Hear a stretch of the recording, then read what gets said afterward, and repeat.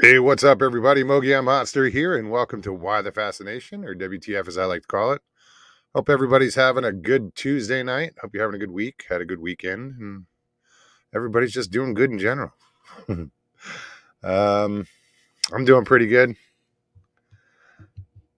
Can't complain. Mr. Lee, what's up, buddy? Hey, Lester. Hey, Danny. How's it going? Ida Bustamante. How are you, hon? Good to see you. Gary Spike Sr. What's up, man? Mid South. What's going on? Greg Raging Cajun. How's it going? Welcome. What else we got here?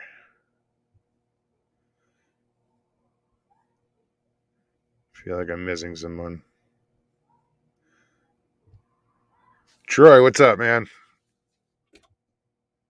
Troy's here in Arizona. Pine Island Research. What's up, Jeff? Good to see you. It's good talking to you today, by the way.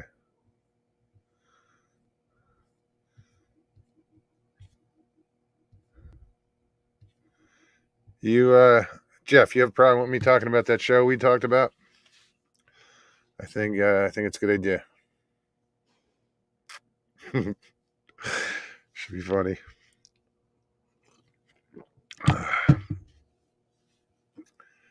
So I believe in the near future. I'm not sure the date yet, but well, I think tentatively, Jeff, I don't know if you thought about a date yet, but I was thinking Valentine's Day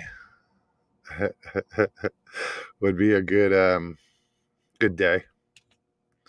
I'm single, so it's no big deal for me. um, or whenever. So Jeff wants to do a show with a panel, and we're going to discuss the origins and the legend of the clunt. It'll be Jeff and Pat, and then myself, Stevie B, and a few others that were there that night. Lester Taylor, probably Scotty. There were a few of us there that we discussed the clunt. So we'll figure, we'll see what Jeff wants to do, and I think that would be fun. I think it would be really funny. So just making sure my my microphone's not muted because I'm looking at chat. No one's talking. North Alabama Crypto, what's up? Rex Hand, how's it going? Um, Jimbo, what's going on, man? Hey, Sharon. Patty Troy, how are you? So yeah, I think that's a good idea, Jeff. Put that show together, and I get to remember who all was involved, but I'm sure we'll come on, have a blast.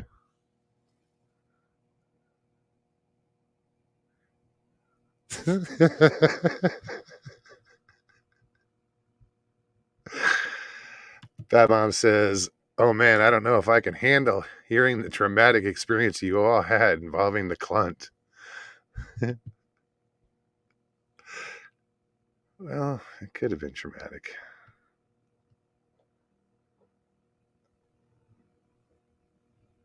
It's weird. I hear tires on the gravel out here.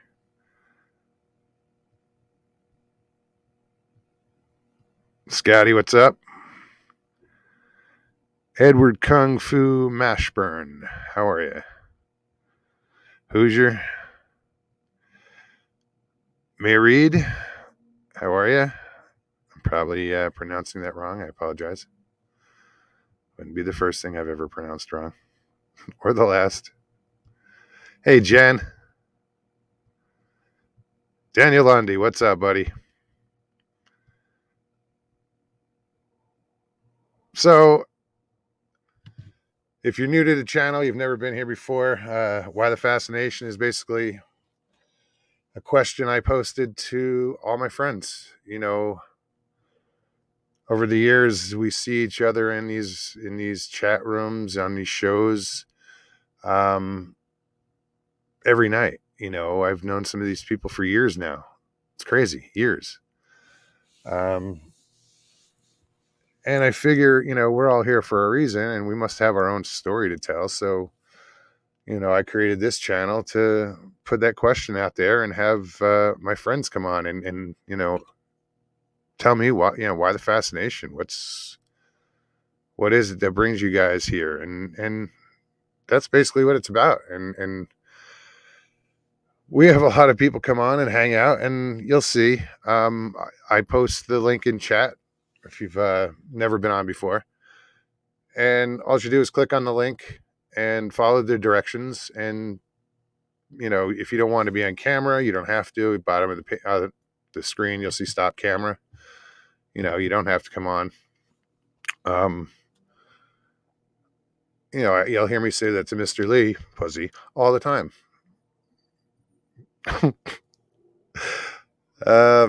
Yeah, all I ask is that if you do come on, just turn off the YouTube in the background so we don't have that echo. And I apologize. I'm in a trailer, guys, small pop-up. So if you see the camera shake, it's just because I moved. The whole place moves. Brian and Chewy go hiking. What's up? Hey, Emma.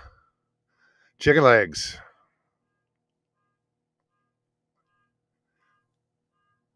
Oh, joy. Gonna have to listen to that. I don't know. Can you guys hear the horn in the background? I don't know how you can miss it. Oh, well. Thank you.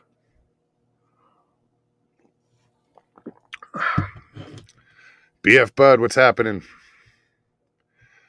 So, yeah, we'll be posting, like, right now, the link in chat. I just hit the wrong button. There we go. Got it that time. Yeah, anybody wants to use it, feel free. Jeff, if you're around, you want to come on, you want to talk about that show, I think, you know, something to talk about.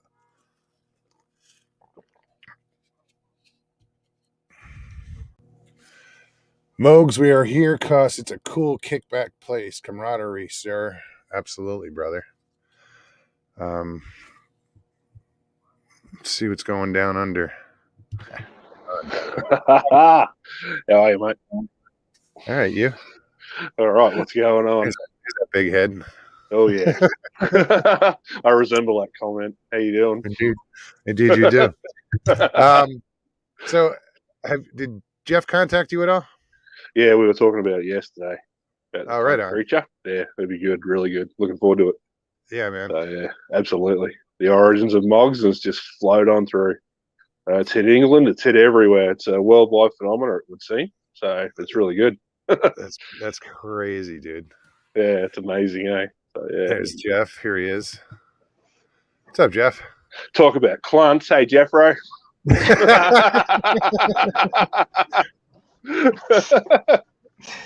Yeah, well, you know, the idea kind of took birth last night on my stream, and it's me and Pat at the end were joking about. You guys were about half the discussion in the chat was about the clunt, and I said 90% of it. Yep. You know, at the end, going crazy. They've broken the leash. They're running all over everybody's yard.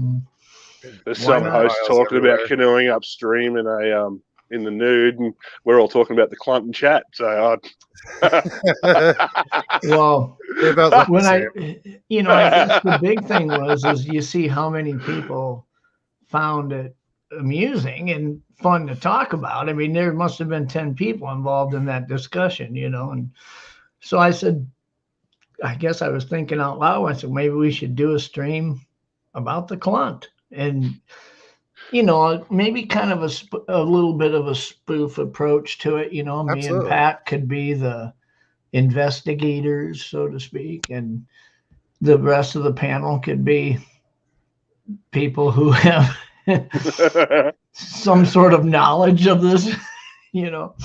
And we could ask serious questions. I thought one funny thing would be before we go on, I'd have all of you take a pencil and a piece of paper, and throughout the stream, you guys can draw what your own by your own experience what the clunt looked like, and then at the end you can all hold up your pictures and share with the rest of us what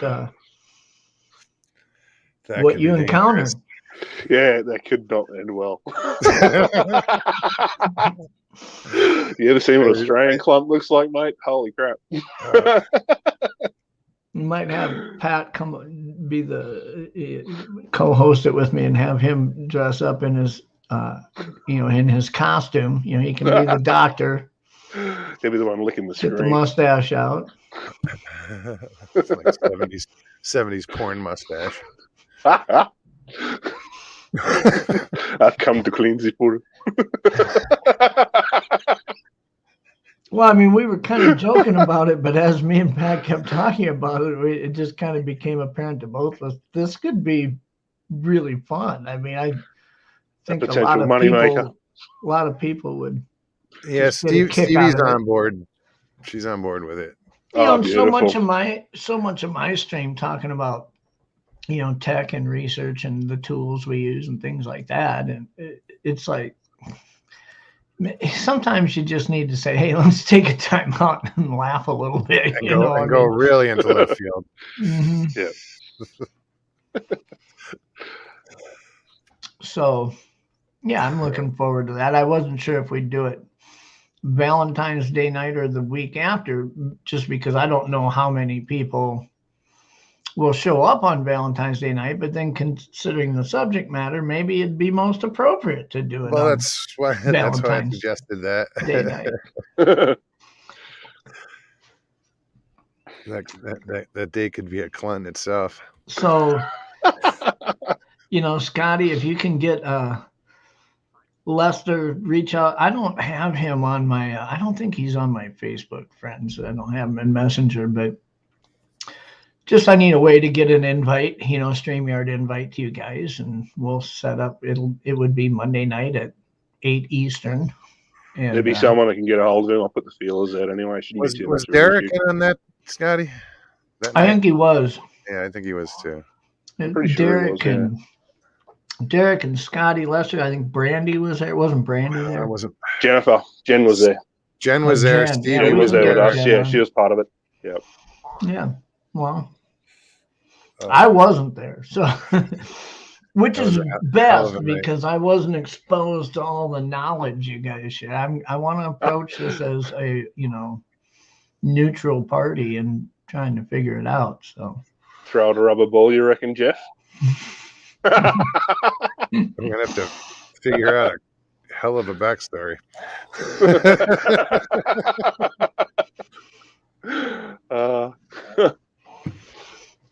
Well, I think it'd be funny, like a year down the road.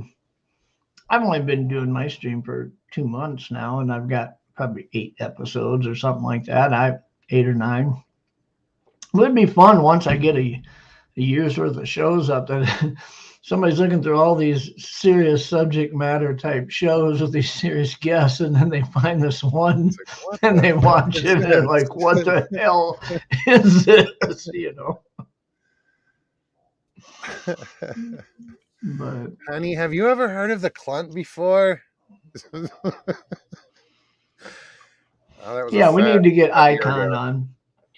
Me and Icon have been friends for a while, and I'd love to get him on there too. It was on his channel. You guys were doing that. It was his channel. We weren't sure.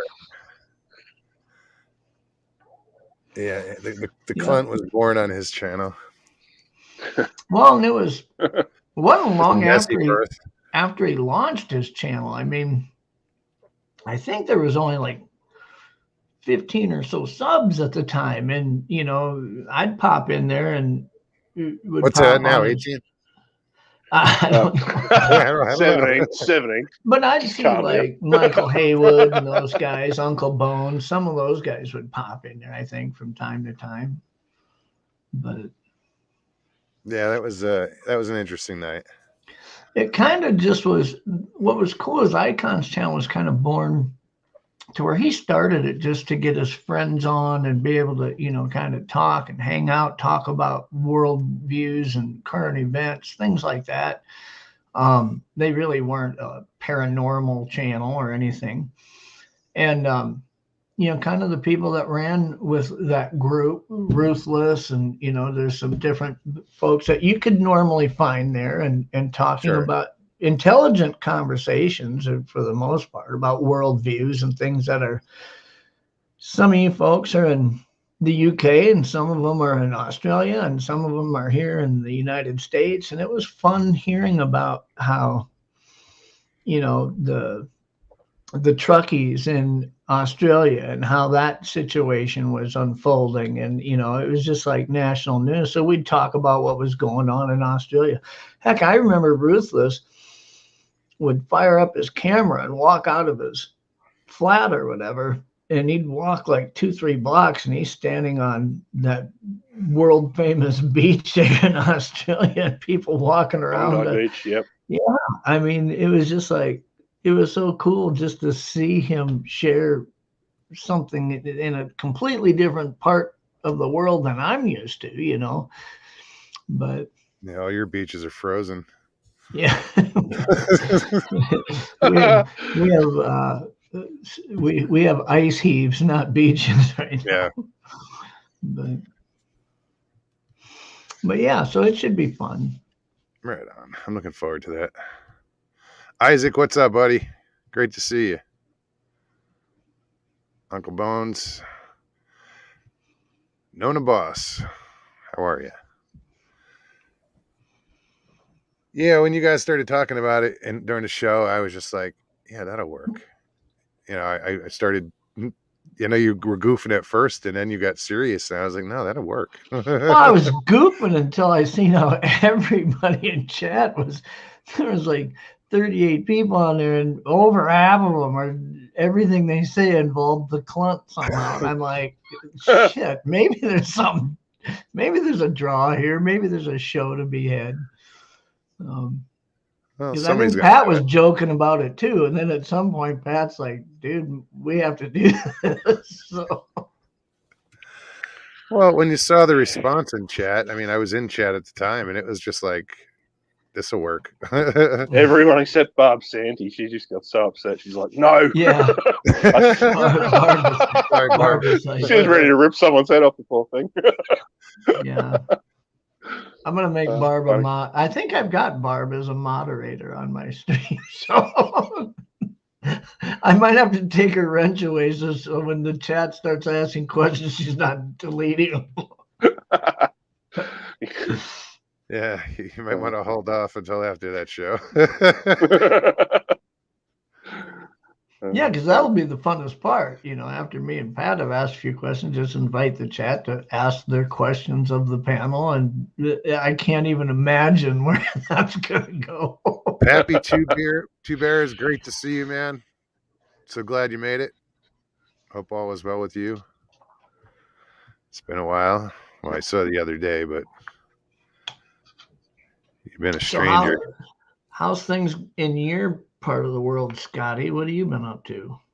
Not much, just dodging a pandemic at the moment. They've stood everyone down at work for 5 days, so I'm on a non-deserved holiday. So yeah, dodging this dread beer virus. So yeah. Yeah, it's over here. We don't have it anymore. So. I wish it was like that here. I mean, we never really had it where I lived anyways, but, for most of the U.S., I think it's about over. I know we don't talk politics on here, but I've seen a lot of states that you wouldn't expect, like California and stuff, saying, look, we're going to end making kids in school wear masks. We're going to end this mandate. And it's inspiring to see, people just say, let's just move on, Yeah. Well, not saying it's not still an issue. it's not that it's not an issue or even still there's a threat level to be cautious of, just like any other disease like the flu or anything. But I mean, the whole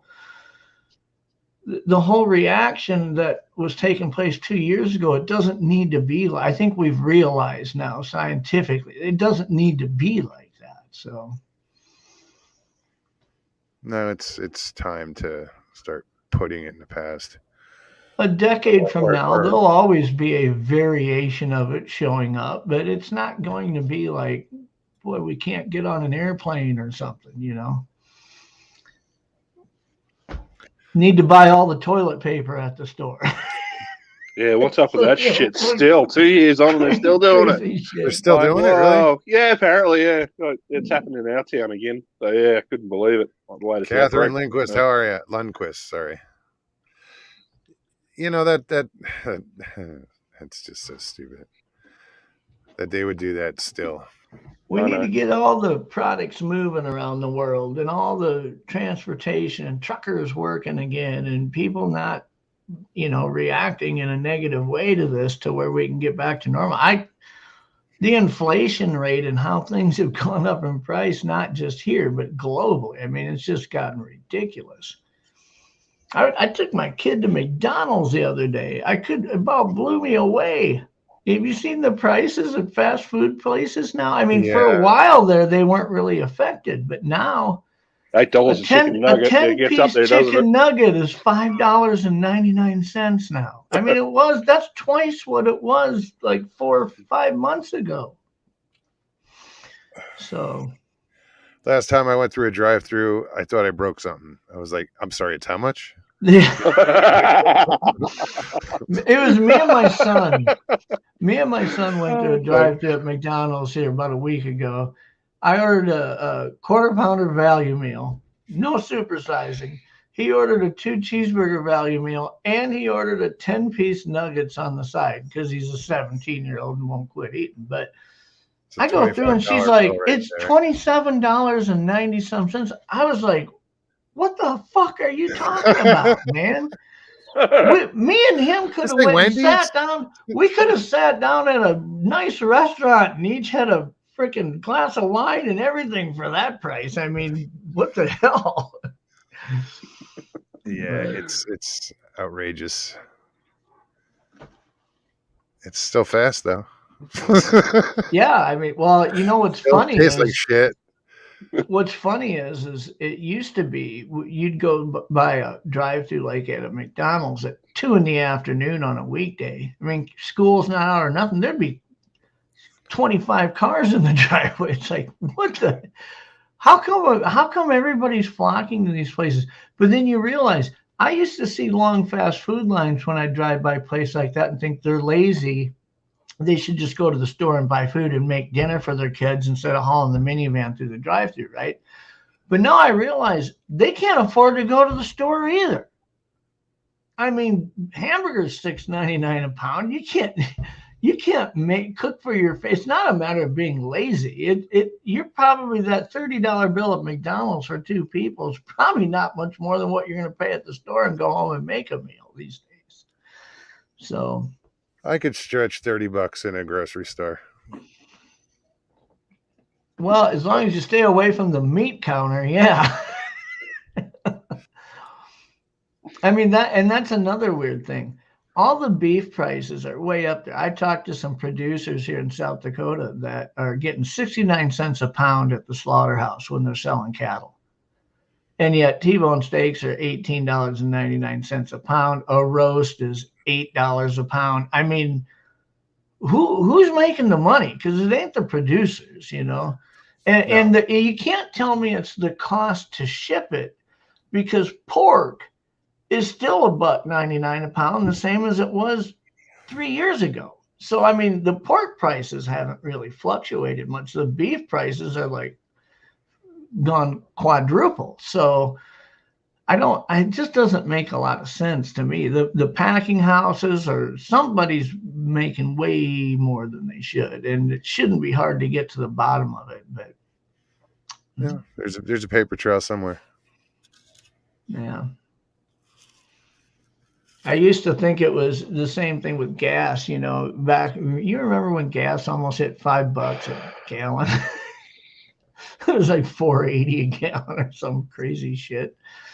But you know what was funny back then is it started off like $1.99, then it went to two something, then three something, then four something, and in the end, when they backed it back off to like 2.90 a gallon, everybody's like, "Oh, thank God, it's not $5 a gallon anymore." Yeah, but it's still $1 more than what it was. And it was, yeah. And they don't realize it's you, if you want to go from $2 a gallon to $3 a gallon, the way you do that is raise it up to $5 a gallon and make everybody bitch, and then back it down to three, and they'll all be grateful, even though they don't realize they're getting fucked because it's $1 more than what they were paying before the whole thing. Yeah, they're just happy not to be paying $5 a gallon. And that's what will happen with beef prices. Beef prices will drop back to $3.99 a pound, and everybody will say, "Oh, thank goodness they've gone down for you can buy a hamburger now for $3.99 a pound." It's still going to be $1.50 more than what you were paying 2 years ago. But Catherine says follow the toilet paper trail. It's usually attached to someone's heel. Yeah. But we can talk about something more happy than that, I guess. Because we can sit here and bitch about the economy all day long, and your show won't be long enough. But what does this say? They want you to eat bugs and live in a pad. In a pod, yeah. A pod, is that what it says? Yeah. Oh, I got any glasses? Patty says, "Truth, Jeff."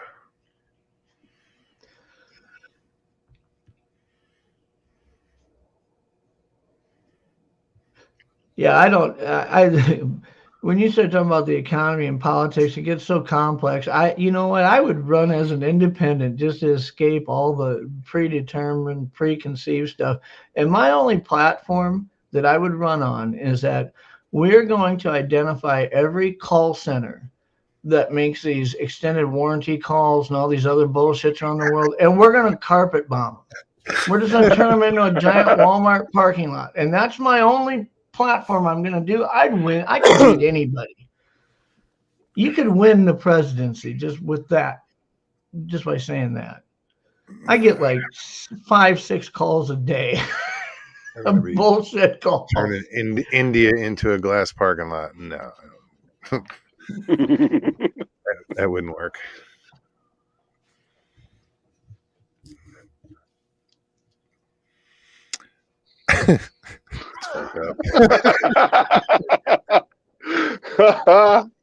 Thank you. Please come again.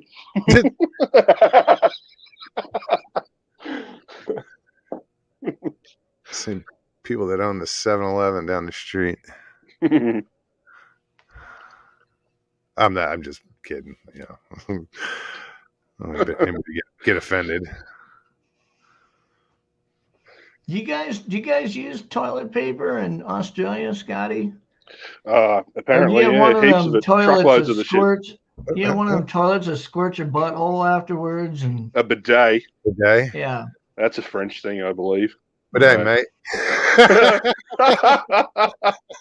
That's what if this toilet paper stuff gets any worse, maybe that's what a guy should invest in. Is company that makes bidets. I'm the upper lower class, mate. I use toilet paper in a hand. Unfortunately, I can't afford a hose outside, so just grabs a passing by wombat, wipes his ass, and sends it on. Yeah, that's it. Yeah, drop bear. Just use a drop bear to wipe your clack. You'll be right. Oh shit! No wonder they're so angry. They're covered in shit. They're actually white creatures. Yeah, they were. 50 Shades of Brown. This is my pet skid mark.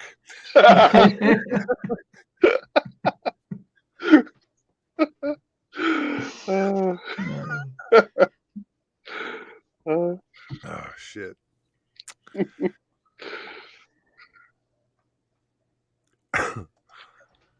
Oh, Richie say? If I was the man in power, I would arrest all Democrats and put them in northern states, gun-free zones. Oh, here we go. Yeah, we're now we're Yeah. gonna offend somebody. Richie's a New Yorker. He's living in Florida though.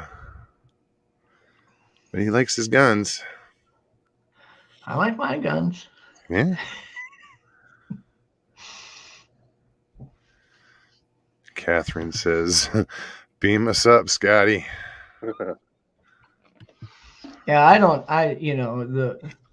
the whole gun thing though. I mean, the only thing I ask is that people respect my right to exercise the Second Amendment. And if you want to do whatever you want to do, I don't care. I mean, if you want to marry your pickup truck, if you want to, I don't care.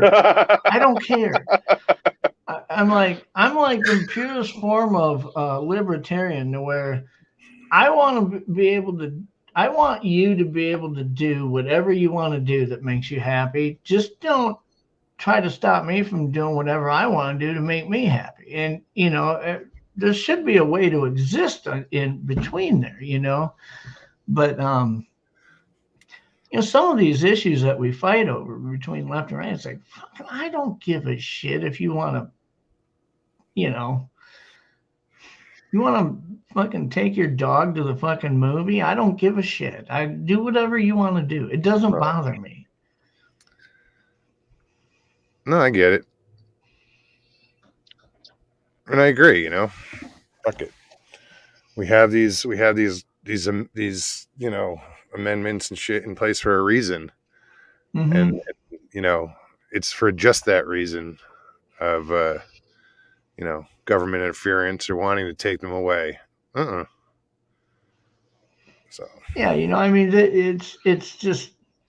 it's really funny that when the Constitution was drawn, I mean, it expressly said that anything that's not covered here is left up to the states to determine for themselves. And the idea behind that was, if you don't like where the climate in your state, go find a state you like it in, or run for office in your state and change the path that's being taken. I mean, it isn't change the freaking founding fathers documents so that it affects everybody. If you don't like what's going on where you are, go find somewhere else or change it where you are. But there's so much stuff that we sit here and if you look at these headlines in the news, so many things that are clearly not defined in the Constitution. Therefore, leave it up to the states. And if you don't like it, get the hell out and go somewhere that has is somewhere. And that you've seen that happening over the last year in real estate. I can't tell you how many. I've got a firm in South Dakota and I've got one in northern Minnesota. In South Dakota, next to Texas, is the second most popular state that people are flocking to. I've got people from California moving to South Dakota. Why? I mean, if you looked at a picture of both places, you'd be like, dude, you're insane. You want to go to South Dakota and leave the Malibu? Fine. Okay. They're doing it because we have no state income tax in South Dakota. And from a corporate tax point, if you want to start a business and be an entrepreneur, there's really not a friendlier climate to do that. And so you got a lot of business owners that are saying, I can't afford to stay where I'm at in New York or California, and they're leaving and going somewhere where they can operate without the restrictions and, be successful.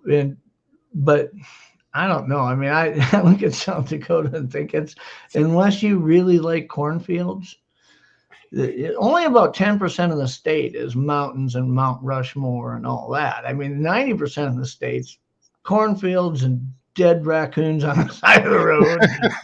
I mean, wow. A lot of great pheasant hunting. But even in Arizona, they're getting this huge influx of Californians. Yeah. They just want out of that state.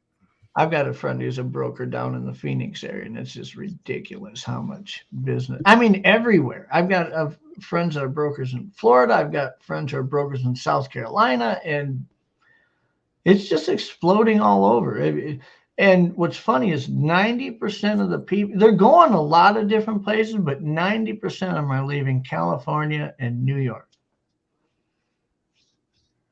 New York's always had a lot of New Yorkers head south.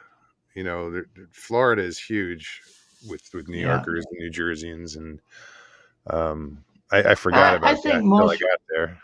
Most people that moved to Florida from New York prior to in the last few years didn't do so for political motives. They did it because they worked their butts off and want to go someplace tropical. And now it's like people are, I mean, it's not just moving. People are designing vacations around, like, where am I going to take my family this year? Well, I won't go there because it's they support this or they support that. It's crazy how it's affecting people the last few years. Excuse me. Yeah, even like the moving companies are like to like move to California. It's cheap. To move out of California, you're gonna get raped. Moving companies are charging an arm and a leg. Yeah. But, you know, the dollar goes so much further in different areas. I remember for a while I was stationed for 1 month when I was in the military in Hawaii, and the cost of living in Hawaii is freaking ridiculous. I mean, it's not cheap to live. Just to rent a shithole costs, you know, $2,000 a month. But, you know, you look at the cost of living. I mean, I've got people that move from California and they sell their $1.2 million home, which is 3 bedrooms, 2 bathrooms, and a double garage. And they come here and find out 1.2 million buys you 5,000 square feet, 6 bedrooms, 4 bathrooms, and a triple garage. And they're like, what the hell? It's just, it doesn't cost as much to live here. And a lot of places, Michigan, Ohio, Wisconsin, you know, Minnesota, a lot of places are like that. But of course, you got to put up with freezing your balls off 4 months a year in all those places. Yeah, it is. That's a long 8 months, especially up. No, thanks. I did it. No, I did it for 1.5 years in Wisconsin. That was enough. I've got a really close business partner down in Phoenix, Mogs, and we were talking today on a Zoom call for a while, and he was saying there are physical reasons why people cannot exist, like from Arizona when they go north and stuff. And he was telling me the scientific fact, and this guy's really smart. I haven't looked into it. I suppose there's some truth to it, but like the capillaries that move blood through your tissues, when you're down south, those capillaries, they don't get bigger or smaller, but they get closer to the surface of your skin in order to ventilate your body. And because those capillaries are acclimated to that, if you leave California or Arizona, you could come up to northern Minnesota right now in the dead of winter, and even on a day that's like today hit 34 degrees here. I mean, we all thought it was a tropical heat wave. Shit, I went to the grocery store, a guy was wearing shorts and flip-flops, and it's 34 degrees. But, you know, somebody from Arizona, they could go somewhere where it's 40 degrees, and they look like they're turning blue, you know? Yep. And it isn't just, oh, I'm used to it being warm. Your body's physically changed to where it can't handle that cold, evidently. But yeah, I'm not a fan of the cold anymore. Just not, you know. I'll deal with the heat, you know, but cold. And I don't mind the heat. I really enjoy the heat. What I don't like is the humidity. I mean, I remember when I lived in Georgia, shit, even when it was 65 degrees, you're sweating your ass off just because it's 100% humidity still. Yeah. But yeah, I'm not going to miss that. My hair might, because, you know, I got to Florida. I had some good looking hair, and now it's getting all thin and just a different climate. yeah. Murray, how's it going? Michael Haywood, good to see you. Yeah, I've been thinking about growing my hair out, mostly because my best friend, he's a hunting guide and fishing guide, his dad came ice fishing with us the other day, and I seen his dad maybe 2 years ago. This guy had just retired. He was a banker his whole life, wore a suit all the time. Clean cut. He looked like the fucking Big Lebowski. His hair, and he looks exactly like him. I tell you what, during the clunt show, I'll show a picture of him just so everybody knows.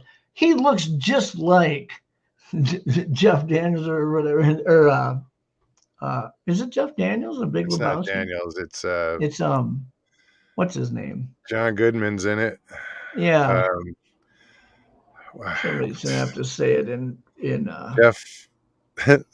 Jeff Bridges. Bridges. Yeah. It's his identical twin. We would go into a small town bar when we're done fishing, and I froze up here. Let me see if there it came. We'd go into a small town bar after we're done fishing and grab a beer, and people would walk up to him and take their picture next to him because he looked exactly like him. So I see all this hair, and I'm thinking he grew this in 2 years, and I'm thinking, that's my new goal in life. I've reached that I don't give a fuck point to where awesome. I may just go for that. But right on. I think Scotty froze up. No, I'm still here. Oh, he blinked. Never mind. Yep. Let me adjust. North Alabama cryptid. What's happening? What do you have? 62 watching? Yeah, Pat didn't go on live tonight. I was surprised. No, he's gonna come back on Friday. Actually, he asked me to be a guest on his show Friday because there's somebody who wants to ask questions about some of the research that I've done, which I'm fine. I'm pretty transparent about that to a point. I mean, there's some things I can't share, but sure. I won't get into it. I'll let Pat announce that. But it sounds like he'll be back on the air Friday night. Very cool. I think it's a little soon for your research to be coming into question, isn't it? Well, I shared this on my show last night. People are asking, I shouldn't say people, particularly one person is asking for copies of the field reports that I wrote throughout the research. And the research I've said over and over was 37 weeks on. The first 4 weeks of it were on a snowmobile just looking at the area, I only, from when the day that river thawed out to where I could get into the area that I had selected to the day that it froze up and I couldn't use it anymore was about 32 weeks. The last week that I was in there, the following week, it was already skimming with ice. So I used it as long as I could. And the problem is almost all of these field reports, I'd write one on Thursday when I'd go in and deploy stuff, and I'd write one up on Friday when I'd go retrieve the stuff. And, of course, Fridays it is all about any samples that were collected or any, and then it details weather and all that stuff. What was the barometric pressure? What direction was the wind out of? A lot of what I was really paying attention to was what direction and what speed was the wind overnight, because I needed to know if that ball could have been blown somewhere rather than moved. But it also talks about the launch point, the name of the river by name, the GPS coordinate of where in the clearing I left certain items. And I hadn't determined if I'm going to use that area next year or not. I'm kind of leaning towards I'm not, which if I'm not going to, I'll probably do a show where I will start bringing up maps, show everybody exactly where it was, what the river was, where I launched from, all that stuff. But until I've figured that out for sure, I don't know that I really want to. If I was to black out everything in a field report that is an identifying or feature as far as the launch point and the name of the river and all that, half of the report's blacked out at that point. What's left is the reports on the Thursdays are what are the items we brought in? What is the reason we're using that item, and to what purpose is it serving? Are we trying to collect just a touch item that it's curious about? What is this person's purpose of wanting these reports? From what I understand, they question about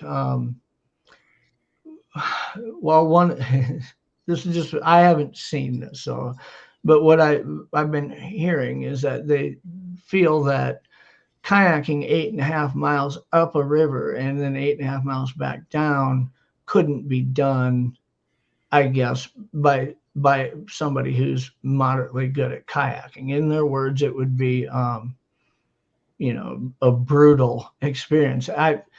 Depends on the river. I'm telling you right now, I kayak 30 to 40 miles a day in the boundary waters. Okay. Averaging about 5 to 6 miles per hour. And that's not hard paddling. I mean, I can paddle 5 strokes and sit there and coast for 15 seconds and start paddling again and maintain 5 miles per hour. In an 8-hour period, that's 40 miles, Easy. So, I mean, the idea that I went 8.5 miles up a river, and we're not talking about raging current. We don't have mountains here where we have water gushing out of the mountains. These are connector rivers that just connect one lake to the other. So it's very slow, meandering water. If you threw a leaf in it and you watch it, I mean, it would move very slow down that river. So paddling against the current's almost like paddling on flat, calm water, So paddling in's probably going against the current for 8.5 miles is probably about 2.5 hours. Paddling out, I can do that in like an hour and a half. And there are times, there was about 2 months where it was really drought-like and the water level was really low. And there were some rock years where I actually had to drag my kayak for like 100-yard stretch over some rocks just because I couldn't paddle through that area. But even on those, I'd leave at 5, 6 in the morning, and I'd be back at my truck at 1:30 in the afternoon. I'm only spending about 45 minutes to an hour in the clearing, putting stuff out, playing with the ball, things like that. So I guess they had concerns about how could you kayak that far that quick or things like that. And I don't really get what the end game is, what this person has to like gain from kayaking it. on a lake, because like you said, there's like no current, Well, there's no current, but even kayaking bodies of water like a lake would be, 15-mile-an-hour wind would put some pretty good chop on it. And if you're going into that wind, it takes some time. But a smaller river, you're almost protected from even the clearing. Like when it'd be 25-mile-an-hour wind, you could stand in that clearing that's like 90 yards long by about 70 or 80 yards wide. It's kind of an oval shape. You can't even feel the wind. You're surrounded by 90-foot tall pine trees. You don't even feel it when you're out there. So again, I don't know what the end game is, why they would feel that,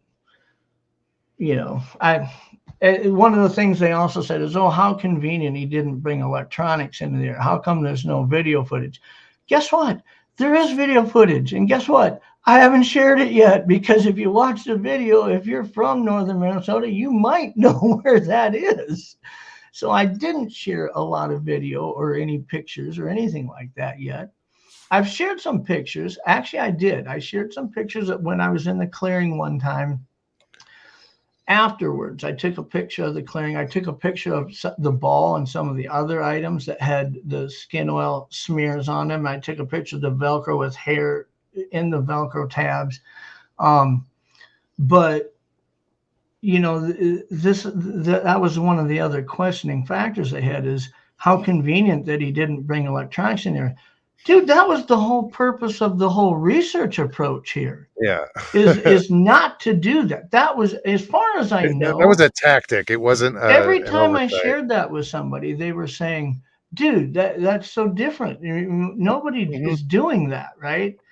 And yet now that's the one thing that this person's questioning about. Oh, how convenient they weren't bringing in cameras and all this stuff. That was the whole purpose, not to do that. I don't know what Bigfoot is capable of as far as sensing a motion detector beam or an IR flash or a UV coated lens on a camera or a battery presence in a device? I don't know. And the more me and Doug talked about that is since we don't know what they're capable of, we know one thing, there's millions of game cameras out there and they aren't getting pictures. Whether that's because of the UV coated lens on it or whether it's because of the battery presence, they aren't working. And so let's just skip all the electronics and just put items in that would leverage its curiosity. And if we could simply get it to move a ball to show that it wasn't a bear, this is a ball that's that real, you can buy them at Walmart for like $2, right? I mean, if a bear pressed its paw on it, it would puncture it. And if it was moved 5 feet, a deer could have nuzzled it and moved it, or a coyote or whatever. But if it's moved 80 foot across a clearing when there's no wind going on, something picked it up and carried it, or kicked it or did something that's not natural. It was a human or it was a Bigfoot. Influence. That's kind of how we felt. It's either going to be a human or a Bigfoot if it's moved 80 yards. So that was the whole point of approaching it with this simplistic, no electronic approach. And then we started evolving it into what else could we leave despite the curiosity? What else would it touch? What else would it pick up or carry somewhere? And that's just how we evolved the different items we started leaving. But even leaving the trail camera lying around, it got him used to that. Yeah, I took a trail camera. We about I suppose about a third of the way into this, we kind of incorporated this blue theme to where Doug said that he felt that bears could see in a UV vision spectrum. And we know that caribou can. We know that there are a number of mammals that can. But he felt bears could because he did all this research on bear dens. He was the first one to video a bear giving birth in a bear den during hibernation. And one of the things he was noticing where he had these live cams set up in these bear dens was blue things, a blue bottle cap, a blue wrapper, like off a water bottle. I mean, for some reason, there was the little garbage pieces that they would see strewn about here tended to be blue. And he said, maybe they can see that color easier in a UV vision spectrum, or it's just more intriguing. Like for me and you, the way we see, we might think, let's say red, yellow, and orange are the brightest colors, right? And black and blue and purple may be more subdued colors to us. In a UV vision spectrum, it may not look that way. Maybe blue is the one that stands out the most. And so they see that. And so what we started doing is when we'd leave a piece of candy in a baby food jar with the lid on it or something like that, I would tie a piece of fluorescent blue flagging tape to a little cedar bow and then leave that under it. So whenever it saw blue, it was trying to condition it that there's something there to check out. And I took a game camera, took the batteries out, painted the whole damn thing fluorescent blue, and left the black Velcro strap on it and just threw it out in the grass about 30 yards away from the ball. And one day I went out there and that game camera was hanging from a tree branch. I mean, unless there's a human there, how do you explain that? And I can tell you right now, one of the things I'm thinking about doing is when I show you where this location is and how remote it is, you're going to look at this and say, there's no fucking way a human being moved that. I mean, I can tell you right now in the 32 weeks of kayaking and the 4 or 5 weeks of snowmobiling, I never saw another person there. I never saw somebody canoeing the river, fishing on the river, nothing. I never saw another snowmobile track. So the idea that humans were moving this stuff just doesn't work for me. But, to answer the question, I guess the concern is, assuming that it's not personal, I don't think I would hope this person doesn't look at me and say, I don't like him. That's why I'm doing that. is that they had legitimate, honest questions about how, and maybe it's unfamiliar. Maybe you don't know how far you can kayak. You don't need to be an Olympic athlete to kayak 18, 16 miles in a day. Maybe they just don't realize it. I don't know, but well, when you we're going to address it. We're going to address it. River, you think more of an aggressive river, not something that's just meandering. Well, down. yeah, I know where this river. person is. You know, they live in a mountainous area. When they think river, maybe what they visualize as a river isn't what we have here, I guess. I don't know. But I do think that the way you do this, I don't think my research or anything that I've done is privy to not be questioned. I invite people to question it. So, you know, if somebody has questions, I think the way to do it is probably go on a show like Pat's and talk about it. If you have questions, I'll answer the questions. Sure. If you want to ask me what's the name of the river or to share a report with you, I'm not saying I won't. I'm just saying I'm not going to right now. I may be different in 30 days. I don't know.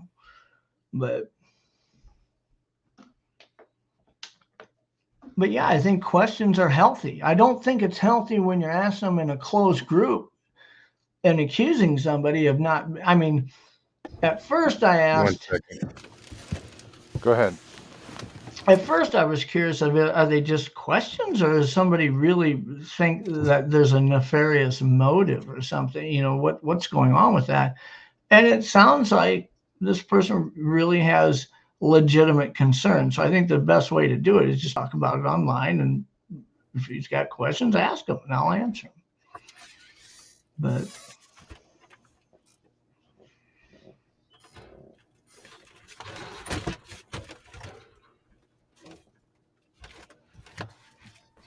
sorry about that. Big ass truck just pulled in up front. I'm like, what the hell is going on here? Not a pizza delivery truck. No, not this time. I don't know what the hell they're delivering.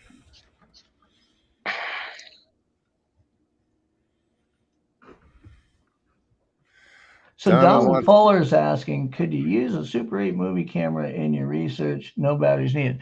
One of the things I did start doing, and you can ask Icon about this, I wanted to get a cool old school 35 millimeter camera, and I bought a camera that is a Zeiss. It's an old camera. I showed Icon pictures of it. Does he work, Scotty, do you know, does he work for Zeiss Optics or not? Or did he used to or something? Or he has some type of a connection to where he's really familiar with these old Zeiss products. Now, Zeiss still makes high dollar scopes for hunting rifles and optics, binoculars. But back in the 60s and 70s, they made some really ahead of the game cameras. And I couldn't tell you, if to be honest, I don't really know if he actually worked for him, but his passion just runs so deep with him, like next level. Like it's like his tractors is like everything else he puts his mind to, just perfection all the way. Beautiful. He could pull one apart and put it back together, and you know what I mean? Like the guys. So I bought one of these. Awesome. I bought one of these Zeiss cameras. He is a Zeiss nerd. And I started carrying it into the field. It just takes 35 millimeter film. There's no batteries, no nothing. Just to have with me, you know. And actually, I was thinking about getting just the little disposable ones you see it on wedding tables, the little cardboard Kodak ones you can take pictures with, just in case if I was walking and I heard a knock behind me or something, I could hold up over my shoulder and just take a picture while I was walking. Who knows if anything would be on the picture, but, you know, it wouldn't have a type of a battery presence or an IR flash or anything like that. Pixelation or, you know. It's all on, you know. And what I'm really interested in now is this Zeiss camera that I bought. You know, you can buy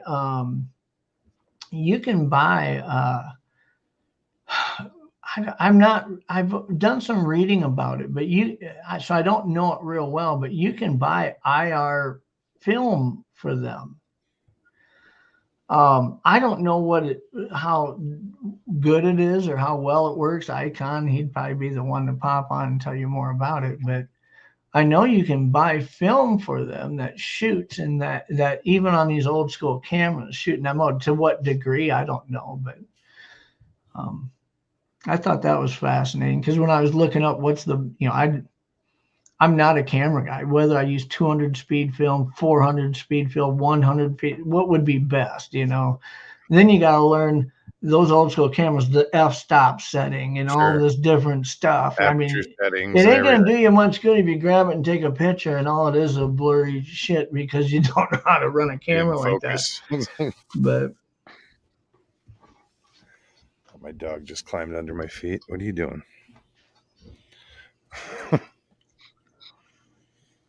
So yeah, guys, I put the link in chat. If anybody else wants to pop on tonight, feel free to join us. Icon says Zeiss just knocked out a 1700 millimeter telephoto for $2.2 million. They don't come cheap. Wow. Damn. It's some serious money. In case you want to photograph the clunt from like 4 miles away. From the moon.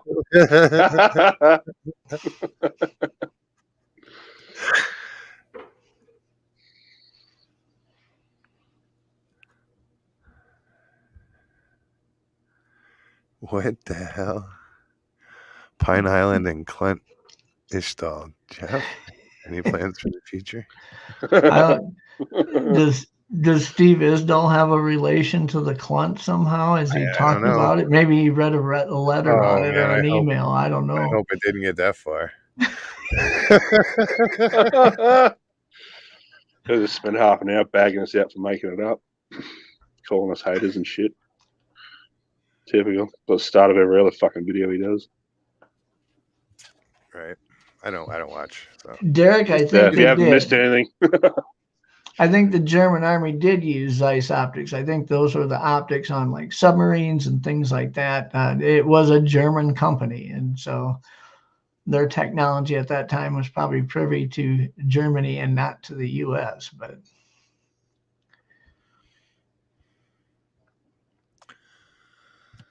the Super 8 is a relatively quiet camera for an SLR. That would be a good one for nature recon work. Yeah, and that's what I have. I bought this at an auction for like $25. And I looked up online and it said these things are worth like $200 to $600. And I thought, shit, I wonder if this one is, right? I mean, it has the leather case and everything. It's just so retro looking. So I showed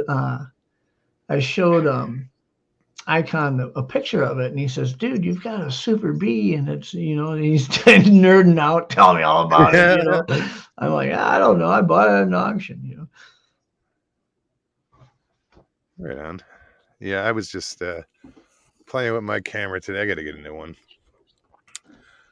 I'll go with digital, but because the camera I have isn't really user friendly with my gimbal. Like I can, if I have the proper camera, I can plug it into the gimbal and run everything from the gimbal with the camera, like the zoom and everything like that. Right now it's just a gimbal for my camera. I can't use any of the functions. Well, if you had a high dollar camera without a gimbal, you right away you're going out with one arm tied behind your back, really. I mean, that's one of the most important pieces, I think, equipment wise, that you can have, simply because of if you're going to shoot a video with it, how stable it is, how smooth it is on the sweep and things like that. There's a lot that you don't have to do post editing wise. Almost every video clip of a proposed Sasquatch or anything has to be stabilized. It's choppy. There's pixelation, and a lot of that's because of the erratic movement that occurred when it was taken. The gimbal eliminates about 80% of that right out of the gate. Now you still got to get your shit together and calm down before you start using it to get it really smooth, but as long as you're not under extreme duress, the gimbal will eliminate a lot of the post-editing nightmare you have when you're trying to figure out what a video is showing and what it's not showing. But Danny Staten, he says the great clunt hunt begins 2022. Oh yeah, Valentine's Day. I can see festivals being born out of this. I might just do, in the summer I've got a pretty big pontoon, and my neighbor's got even a bigger one. But we could get a couple of pontoons rounded up and have a clunt festival up here at the lake, and just go cruise around on the pontoons looking for the clunt, I guess. I'm sure they've been seen around water. No, I think so.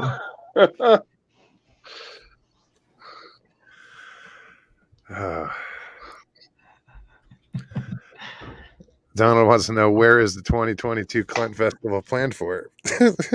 Well, there's only about a 3-month window where skinny dipping is tolerable in northern Minnesota. So if we're going to have it up here, it can't be outside of those 3 months, really. June, July, and August. Derek says he can see it being an annual event. The question is, will he fly from Ireland to northern Minnesota for a clunt festival if we had one?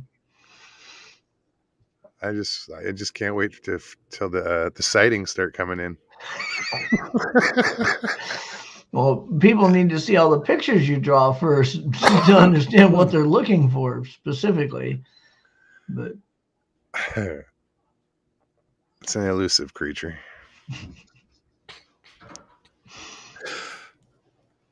You sent me those pictures in Messenger of the signs, the clunt signs. I was like, how much wood could a wood clunt if a wood clunt could clunt wood? About a meter. Oh, have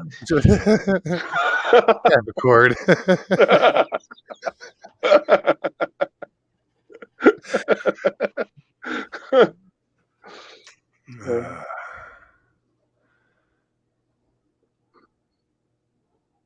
Derek said he'd fly over if he can get a visa. Mr. Lee will be the grand speaker or the guest speaker.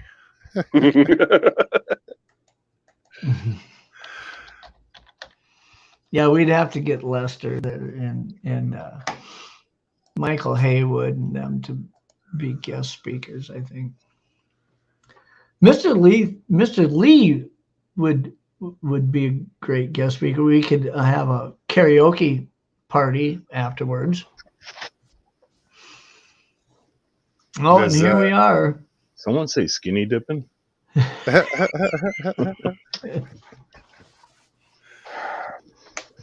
The waters are cold before you decide to jump in. What's that? So those waters are cold. Oh, fuck yeah, man. Oh, sorry. Minnesota. Yeah. It's out there you go. All right, how are y'all? Good. So Danny Staten's asking me to explain the difference between the city clunt and the dreaded country clunt. Listen, I'm the one who's going to be doing the investigating here. I'm not one of the panel members who has answers like that. Hopefully we will uncover those answers. The city clunt's a little more high maintenance.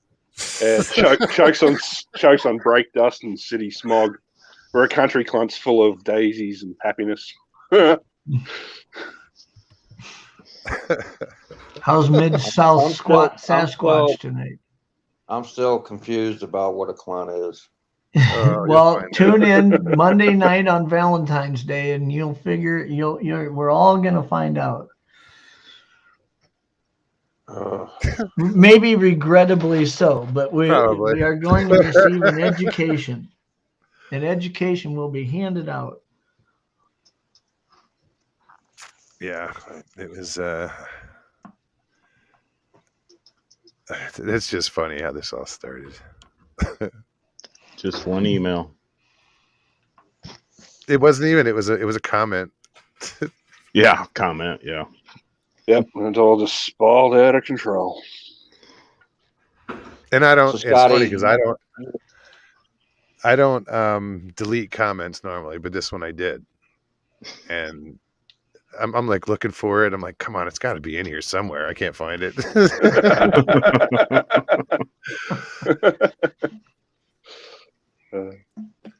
I'll keep looking. Scotty, you said you live in Australia.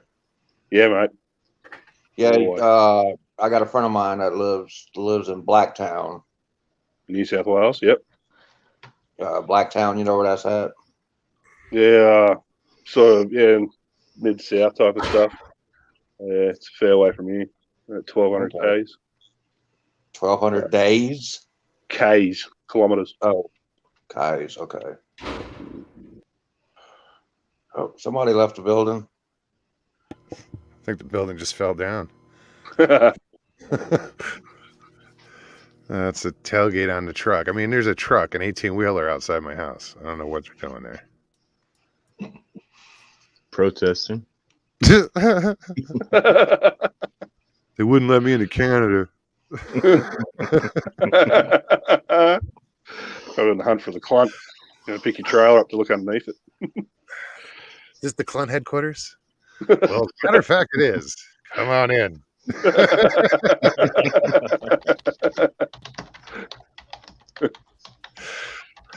Park your truck on the lawn. Just leave the tires on it. That's what I heard. Is didn't somebody say that on your show, Jeff, or today about the truckers are taking the tires off their trucks so they can't be towed? Yeah, I didn't hear that. I think I somewhere. Yeah. Yeah, I heard all the towing video, companies won't even touch their vehicles. I seen a video the other day on YouTube. It was they was arresting this old man because he honked at the truckers going by. And there's a bunch of the civilians out there just hollering at the cops. It was calling bunch of pigs, You arresting an old man. Look what you're doing. Oh, it was a mess. Well, I heard on the national news today, on the AP headlines, they said that Ottawa police were really frustrated with this situation. And so far, they said there'd been like 60 arrests and 60 formal investigations opened up into conspiracies to organize this. And I'm just thinking, according to who? The Ottawa police? I mean, 60 investigations into who? I mean, that could be 60 nothings, really. I mean, but What did Stevie say here? The city clunt is a bougie clunt. Bougie. Hey, Stevie. Bourgeois. I got it. Bougie. What's up, Stevie? Good to see you.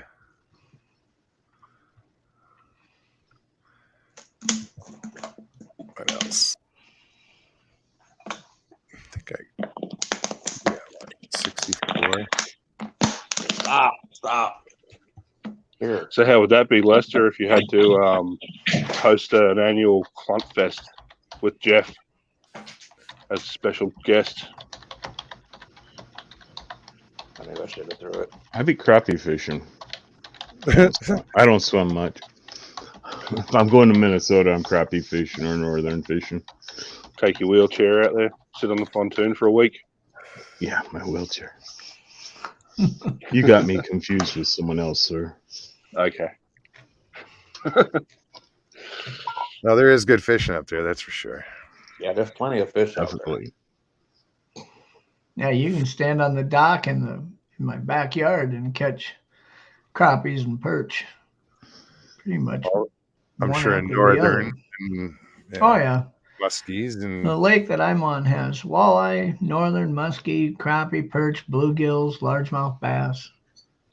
That's primarily. smallmouth bass too. There's a few smallmouth.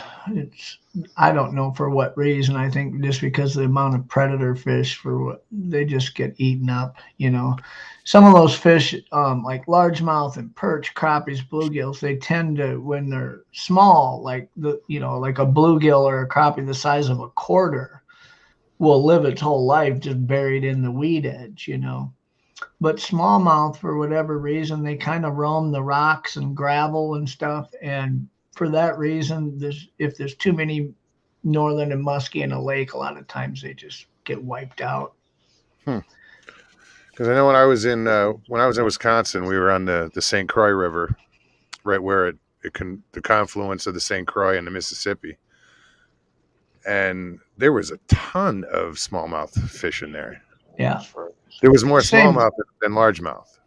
Same on the Missouri River in South Dakota, which divides the state north and south, flows north and south. It divides the state in exactly two. And it's a great walleye fishery, but because of the current and it's all reservoirs, the dams that are there, you don't see a lot of like bluegill and crappie and even perch. It's mostly walleye, smallmouth, and big northerns and muskie. And I think that's just because of the depth. First of all, it's 150 foot deep in the channels, and there isn't a lot of vegetation in the water. I mean, you just don't find weed beds and stuff in it just because of the flowage of it. But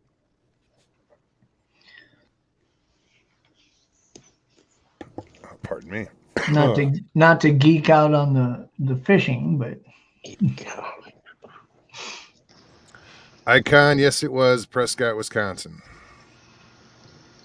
So you're in Canada too, Jeff? No, right now I'm in Sioux Falls, South Dakota, and then I have a lake house up in Bemidji, Minnesota area. Bemidji. Okay. I haven't been up in that region. How are the home prices in northern Minnesota? I went to Montreal. I went to Montreal, Canada for about 2 weeks and stayed up there. It was really nice. Lester, how were the what prices? The home prices in northern Minnesota. Well, if you want to live on a lake, a decent lake, there's a ton of lakes, right? A lot of the homes are on little lakes. So if you're looking for the secluded fishing spot, whatever, that's great. If you're looking for the more party lake where you can get on your jet skis and ride over to the restaurant and bar that's right on the water and things like that, you don't have that on these small lakes, but a lot of that exists on the bigger lakes. So those bigger lakes will bring more, a little higher price. Like you could get a 3,500 square foot, 4-bedroom, 3-bathroom house with a triple garage for $600,000. I want a cabin. I don't need nothing big. If you just want a 2-bathroom or 2-bed, 2-bath cabin, you can get on a lot of these smaller lakes and stuff and get into something like that for $250,000. I bet a 2-bedroom with an outhouse. What's really nice. That's my style. Yeah, you won't get less than $200,000 just because somebody will buy that and bulldoze the house off it and build a big house on it. You can't buy a lot for $200,000 that's on a lake that's really nice. But Icon said that's a gorgeous area. Yeah. Yeah, that whole Prescott area is pretty cool. All right, what's going on here? All right. Richie says lake fish taste like shit. Not from northern Minnesota, it doesn't. Oh man, walleye's the best tasting fish you can get. And I love grilling. I live right on Lake Norfolk in Mountain Home, Arkansas. So we're right on the lake. I spent some time down in Florida and southern Alabama and whatnot when I was in the military, and I fished for grouper, I fished for redfish. I mean, I've had all that, and it's all good. But still, my favorite is, I mean, if you double dredge bread, either crappie, perch, or walleye fillets, and you deep fry them, you can't beat that. I don't care where you are in the world. It's some of the best fish you'll ever eat. You can do the same thing with catfish. I'm a big catfish fan too. Yeah. And catfish, if you can wild catch catfish versus farm raised, I mean, most people, you go to a restaurant, you're eating farm raised catfish. They're fed dog food. It's the same as trout. Trout, if you get stocked trout that were raised to that 2-pound range in a hatchery, to where every day they're just fed pellet food, it's basically dog food. Even when they put it in a river and you catch it and eat it, it tastes like shit. But you catch a wild caught or a wild raised trout, it's completely different tasting fish. So it's all about diet. Same thing with deer. You shoot a deer that's, eats acorns all the time, or you shoot a deer that eats corn all the time. They're going to taste different. Yeah.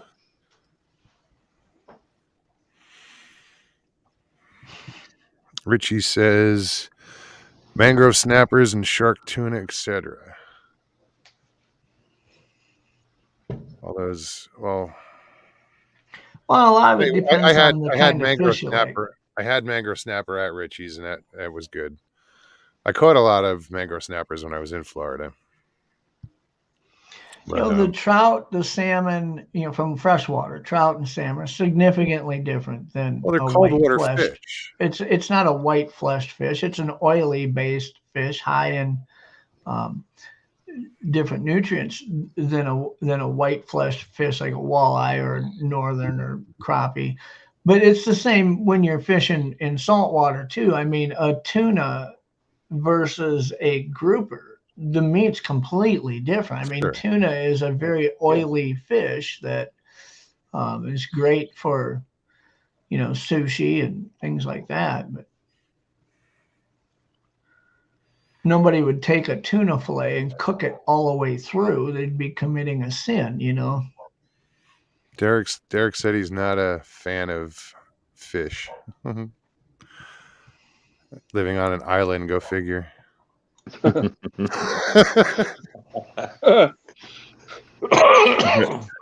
the UK and Ireland, I mean, fish and chips are kind of a staple. I don't know how the hell you live in Ireland and don't like fish. Battered or crumbed, Jeff? Huh? Battered or crumbed, which do you prefer? I don't like, I don't mind beer battered fish, but I use a breading, a seasoned breading. And to me, the big difference is you take a fillet, you dry it, you pat it so it's perfectly dry, you roll it in your floured or seasoned floured seasoning, and then you dip it in the egg mixture and roll it in the flour again. Yeah. It's double dredging it. A lot of people dip it in an egg mixture and then dip it in the flour. I dip it in the flour, dip it in the egg, and then dip it in the flour. And it's like that crumb type coating is thicker and it's crunchier. Whereas a lot of battered fish, you bite into it and the batter falls off of it. It just doesn't adhere to the fish fillet. But yeah. What about you, Mogsy? What are you into? Are you crumbed? I'll bread a fish with just about anything. Literally, I'll do it with chicken, with pork, but with fish, I'll take unusual breadings like Ritz crackers, saltines, goldfish are a good one. Crunch up goldfish and bread the fish with that. I've even baked. If you're gonna bake fish, it's kind of cool to take pretzels and just crush them and roll it in an egg batter and then roll it in pretzels and bake it. And it really gets a little bit deeper flavored than most breadings would be. But yeah, I like to experiment with different breadings. And they all come out pretty good, Beautiful. What about you, Lester? What's your take on it? As long as there's cayenne pepper involved, I'm good. Do you like your clunt breaded or battered? Fuck. Whoa. Yeah. You don't want to batter. You don't want to batter a clunt. If you batter a clunt, you can piss it off. Yeah. Oh, that's There's snail trail to nothing leave worse than a behind. battered clunt. You can go to jail for that. Wow. Funny. So we'll just bread it next time. Stevie Beast's cornflakes is another good one for breading. Mm-hmm. Icon says Crispix makes a great breading.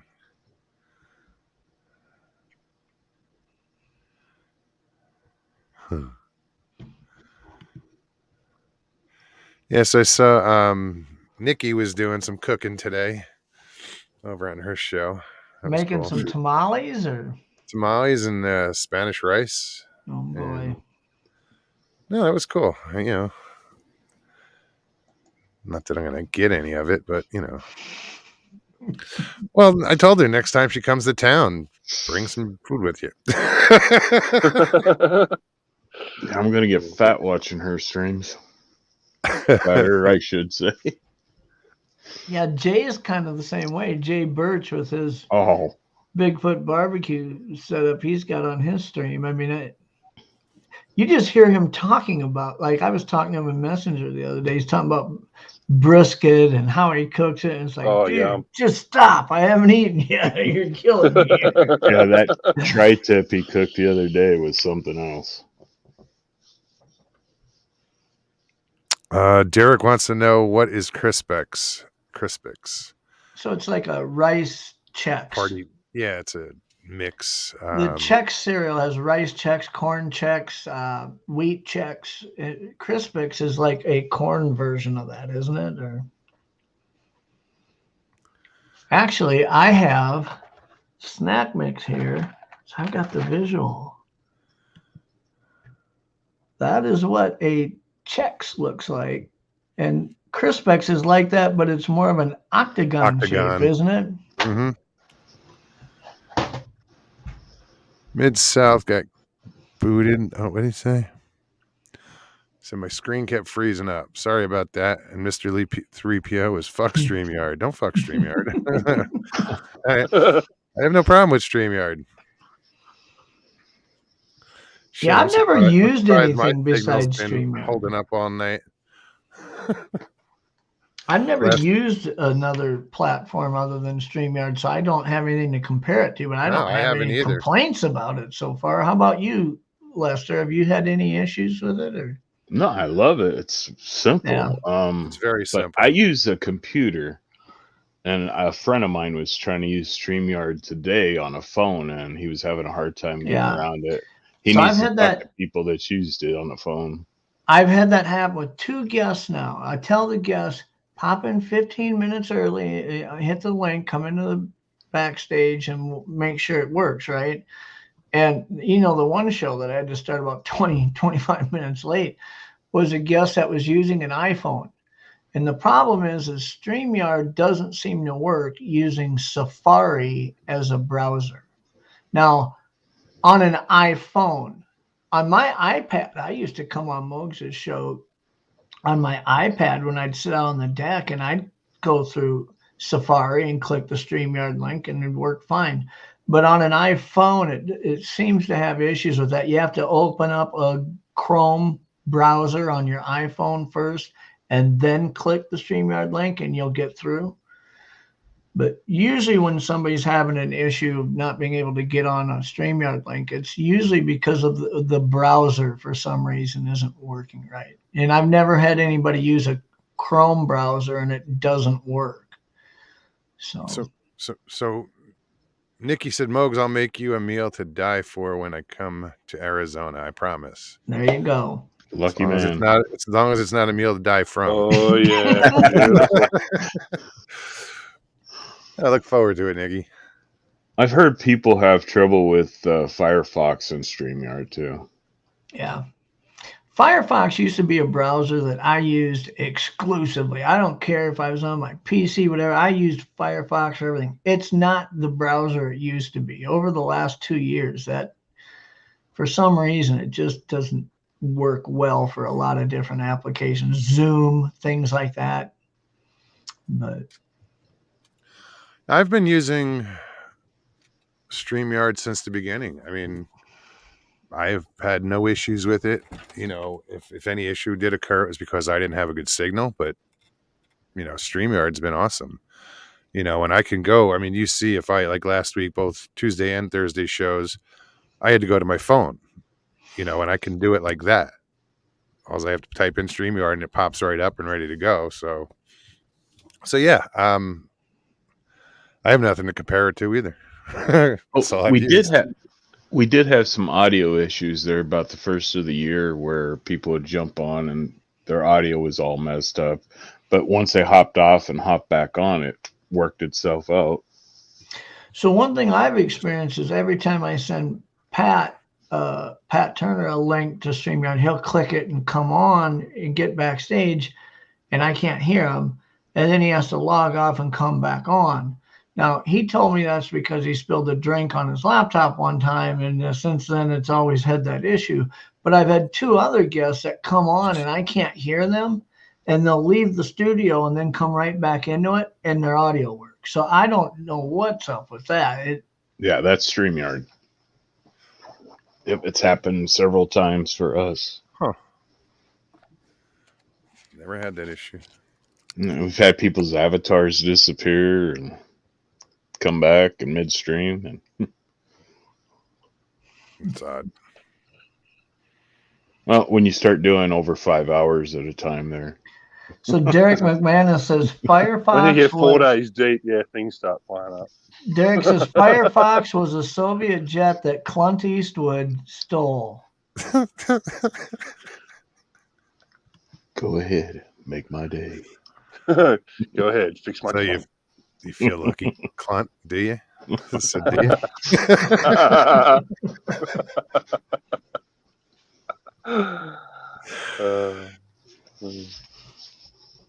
See, you guys are all gonna, when you come on the panel, you're gonna have to come up with names that are spoofed around. Like one of you could be Clint Eastwood. That would be awesome. There'd be a panel of Clint Eastwoods. Everybody has that for a name. We're gonna have to get together before this just to plan this. Yep. Like the whole crew. Well, you can't leave Icon out. He's got that picture that just. Yeah, that's the founding father of it. That's just incredible. That picture itself explains the client. All right. Yeah, I don't know. Says 1,000 words. That's 1,000 words right there. This could be a Connor sent me. Let's find out. Mr. Plow. What's up, guys? What's going on? Paulie. Out here in the sand, fucking sanding the roads. I wish I could put the camera on so you can see me driving, but I'm parked right this second, so. Sounds like you're plowing some clunt out there. Yeah, the roads got warm today, and the roads are a little wet, so it's getting to get down to like 20 tonight, so they're gonna glaze over. So we just gotta lay some salt down. It's a short 4-hour game, $100 to get my ass out of bed. What the hell? Yeah, why not? It's gonna get wet and glaze over. Are we still talking about the roads, or are we talking about the clunt? The clunt. I'm talking about the Yeti I just hit going over the fucking bridge and sent him into the drink. Well, go back and load him up. You might have solved the whole. No, I'm kidding. I would never do that. But hey, I just wanted to chime in, guys. On purpose. Yeah, no, not on purpose. Never. Be safe. I would never see him, Rose. How the fuck could I hit him? That never happened. Be safe, Paulie. Yeah, but anyway, take it easy there, Paulie. Don't crowd the plow. Be careful out there, Paulie. Hey, I'll give you guys this just for good measure. Right on. Thing you're not in Fuller Ottawa. says, Paulie T, the destroyer of our vehicles. Yeah, spreading that salt. I don't know if they have that down. Yeah, maybe people who live down south have never even heard the expression before, but I know Mose has because he used to live in Wisconsin. But during the winter, there's a whole ad campaign that goes on up here. There's signs on the edges of the interstate that say, "Don't crowd the plow." Have you heard? I mean, I would guess if you grew up in Florida, you've never even heard that before. But you don't, when the plow's going and the lights are on and he's going slower, you don't crowd him because all he has to do is swerve a little bit and that plow blade will take your ass out.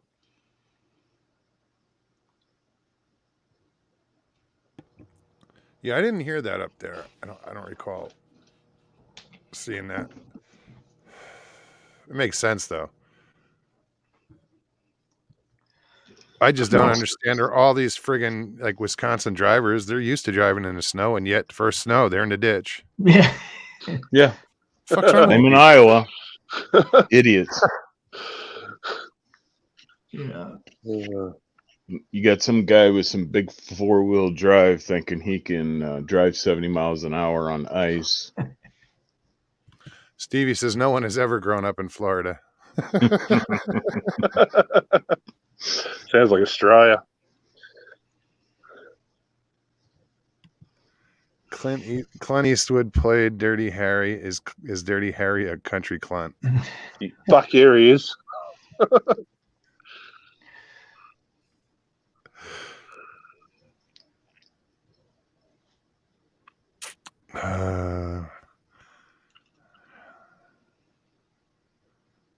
Yeah, right.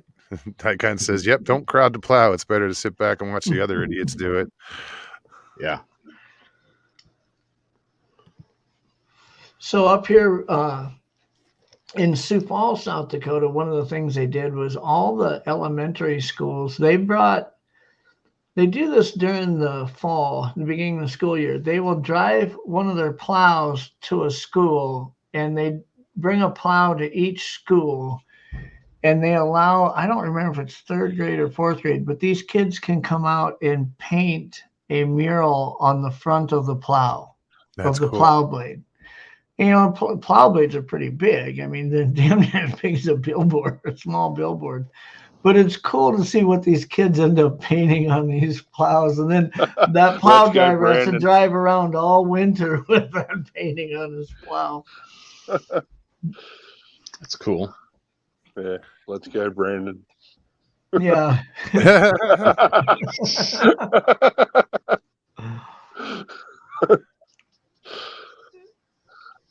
So the kids still sled down Tut Hill? Oh, yeah. Yeah. Derek McManus says Mickey Mouse grew up. When I saw him on TV, he looked small. When I met him in Disneyland, that fracker was taller than me.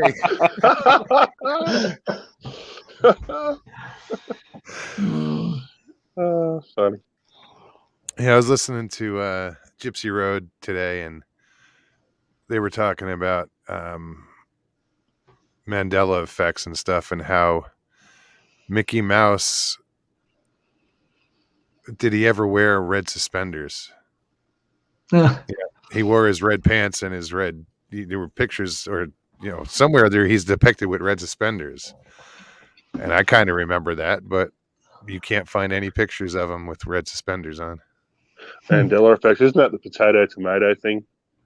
No, it's like, you remember the Golden Gate Bridge being differently than red, and then all of a sudden it's green. They did a cool thing on the show one time when they were talking. Dr. Wu, Bob, was sharing a movie clip and I can't remember exactly what clip it was, but it was a popular movie, like from the 80s, right? Yeah, Luke on the Father. No, I don't think it was. Berenstain Bears. I want to say it was like the Goonies or something. I don't remember.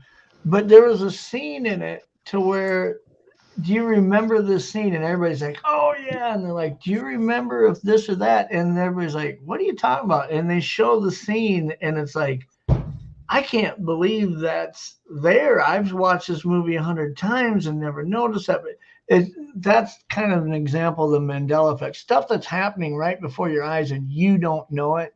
And then somebody brings it to your attention. And despite the fact that you've seen it over and over, it doesn't seem right. So the Mickey Mouse thing is a good example. The red suspenders, I mean, it was red pants. And yeah. But when you visualize it in your head, you can see exactly what you think, and that's not what it was.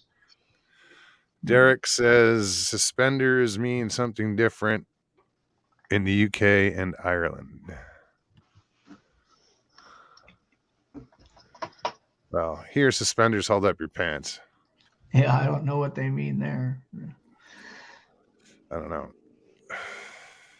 I can't even guess. No. Me neither. All right, Derek, fill us in. Does it have anything to do with the clunt? It always revolves around the clunt. You know that, Lester. Or leprechauns? No, not the leprechauns. Not the leprechauns. Clunts aren't normally green. Not under normal. Be careful. Or blue. Not under normal operating conditions. They shouldn't be anyway. I think there was a viral video about the clunt and the color blue at one point. The blue waffle. Oh, we have an answer. That's going way back. That was a while ago. That was way back. Derek's talking about stockings and suspenders. Suspenders hold you up when you're plowed in the UK. I just thought of a great name. Just put them onto the back of the friggin' stool you're on. I just thought of a great name one of you could use during I gotta write these down. I don't want to spoil them. And Derek wrote his comment about suspenders and stockings and shit, and all I could think of was the Rocky Horror Picture Show. There's a fucking thought you don't need. No. Tim Curry. Too funny. He was better as it than he was at that show.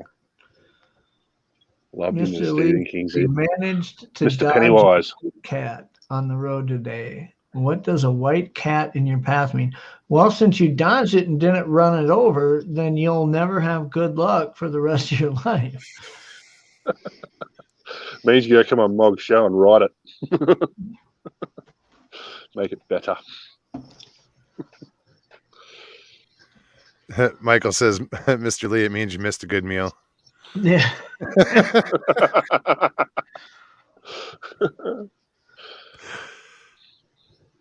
Derek says, poor old Meatloaf, rest in peace. Yeah, it's true. Meatloaf passed recently. I forgot about that. Been through some. I saw so many off-color memes the day he passed all over Facebook. Oh, really? One was a coffin that they were shoving into a crematory deal furnace, and it said, my recipe for meatloaf. 20 minutes at 2,000 degrees or something like that. It was like, dude, come on. Too soon. Disrespectful as fuck. Oh, jeez. But funny enough to laugh at. I laughed. I felt bad about it, but I laughed. Mid-South Sasquatch says, Mr. Lee, you're destined to be on Moog's show and show your clunt. Mr. Lee's girlfriend called him a clunt yesterday. I heard. That's right, yeah. Oh, wow. I think that's awesome.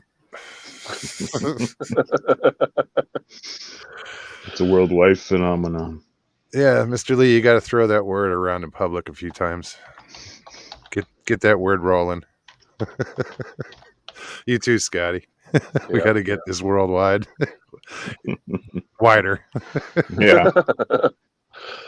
I want to hear the Japanese word for clunt. Front.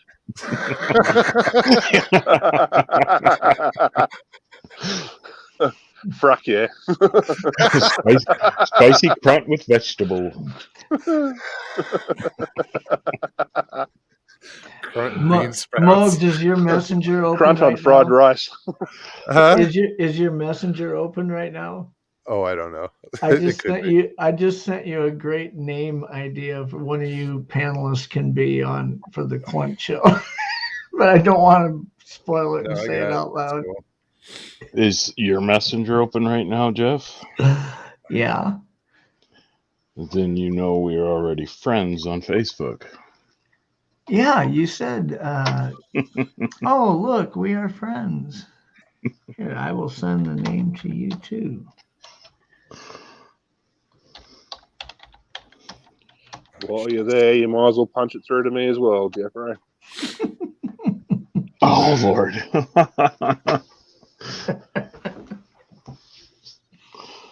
Richie's giving us a history on the word cunt, but you know, let's not dirty the waters here, Richie.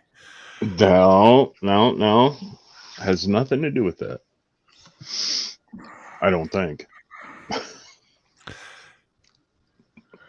Yeah, I don't think you can portray it as being a good word. It just won't work. I mean, Mr. Lee said she's been calling me a douchebag for ages because of Steve Ishdahl. Now she just calls me a clunt. Sorry, I didn't mean to cut you off, but I had to read that. No.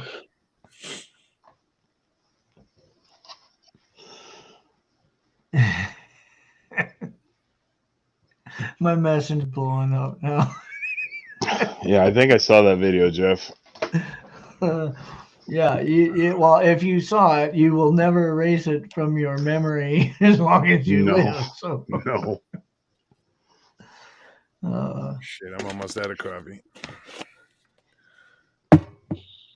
Yeah, it's whatever time it is, almost 10 o'clock, and I'm drinking coffee.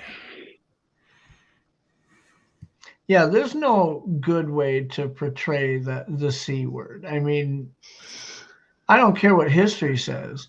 There isn't a woman alive that you can look at and talk about and say, I don't care what anybody says, that cunt is loyal. You'll get your ass whooped. I mean, you can't use it in a way that would be good.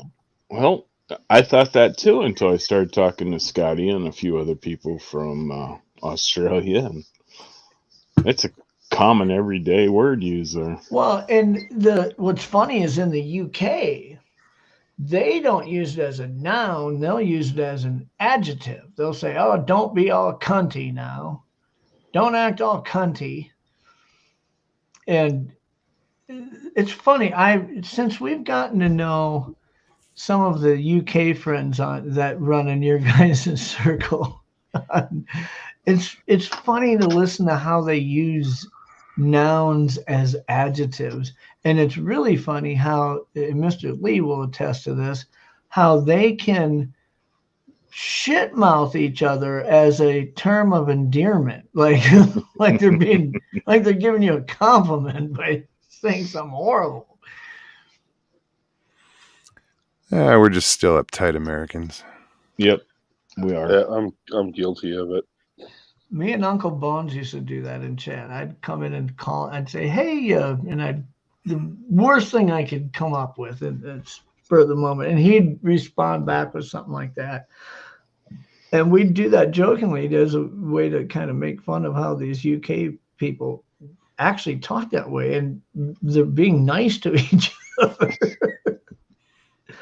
But Married says we use it all the time without malice in the UK. Yeah. Yeah, Married, we do that too in Australia. It's a pretty big compliment.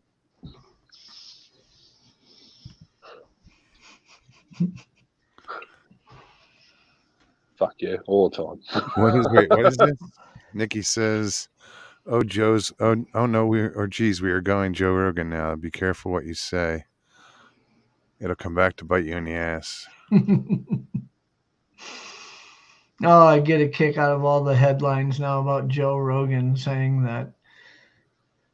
Oh, what was it? Rumble offered him $100 million to bring his show to that platform. Really? Yeah, that today they offered him $100 million if he wants to come to Rumble and host his show there. It's supposed to be Free Speech Network.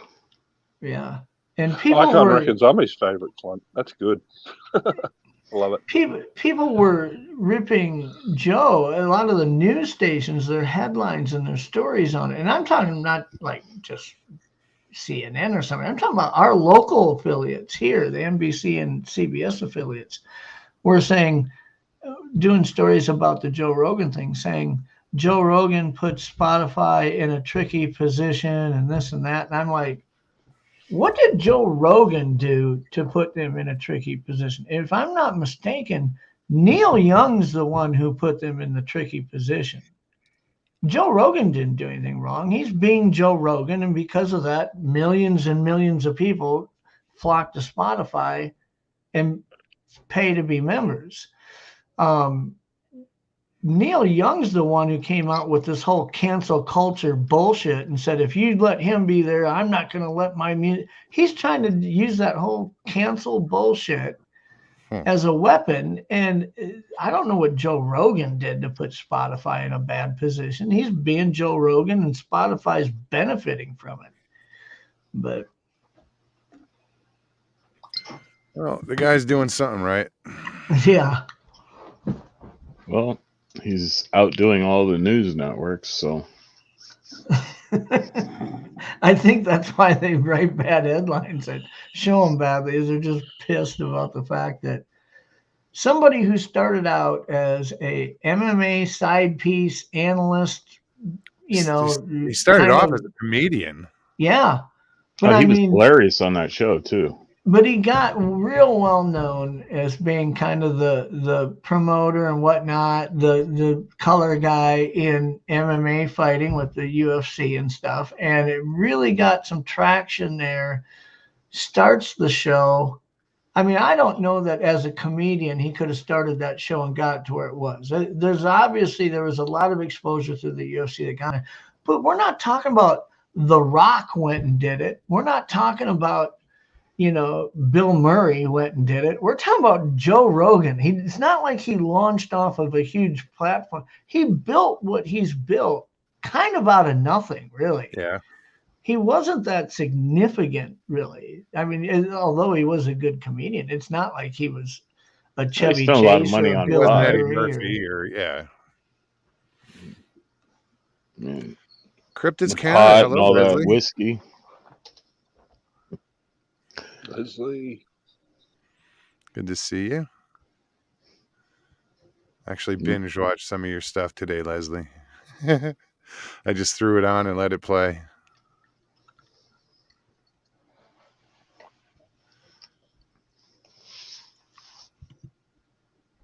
Stevie B says he was the host for Fear Factor. Oh, yeah, I remember that. I forgot about that. Yeah, I remember the episode. They were making people eat these live cave spiders. Oh. Jeez, that show was so fucked up, man. Yeah. I've seen cave crickets. They're pretty gnarly. I was in the chat on 13 Past Midnight, which is a show that Steve Stockton does with co-host Sandy. And they talk about different things. Some of it's paranormal. A lot of it's missing people, missing persons, and things like that. And their show is kind of like this. It goes wherever. And they started talking about what's the weirdest thing you ever ate. And that conversation just was crazy. Yeah. I don't think I've eaten some. Nothing really weird. Well, you ate it and you liked it, so you don't think it's weird. I mean, a lot of people. You've eaten gator, right? Yep. A lot of people think that's weird. Yep. Well, yeah, but if when in Rome, Exactly. Danny Stan says, I only watch for national news. I prefer the truth.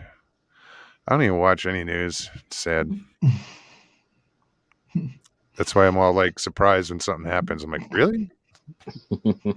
Mid-South Sasquatch says they fed them horse penis too. Oh, Wilbur. Do you remember on Johnny Knoxville and his crew one time they ate bull testicles? They ate Rocky Mountain oysters raw. Did you ever see that show? They're like just taking a big old chomp. I was like, what the hell? That's just stupid. There's this YouTube bodybuilder that eats like raw liver and raw testicles every day. Oh my gosh. I think Lockbeard was talking about him. Probably. Lockbeard's a big meat guy. He's all pro meat. Well, so is Mr. Lee. Which just surprises me for a pussy. Mr. Lee will come back and say, "You are what you eat." So. Oh, I hope you heard that because I see BRB from Mr. Lee. Yeah, Donald Fuller, that jackass crew is fucked up. Do you remember when? Oh, what was his name? The fat dude that was in the jackass crew when they put the plastic suit on him and made him walk on a treadmill till he was sweating profusely, and the sweat was coming down a tube, and Steve drank it. What the hell? How do you guys sit around and come up with these ideas, man? You're crossing that imaginary line at the moment, Jeffrey. Yeah. Things that make you go. They got a new one coming out here soon, I guess. Yeah. Oh no, meat is good for you, Leslie. I'm a big fan. Sorry. They're coming out with a new Jackass? Yep.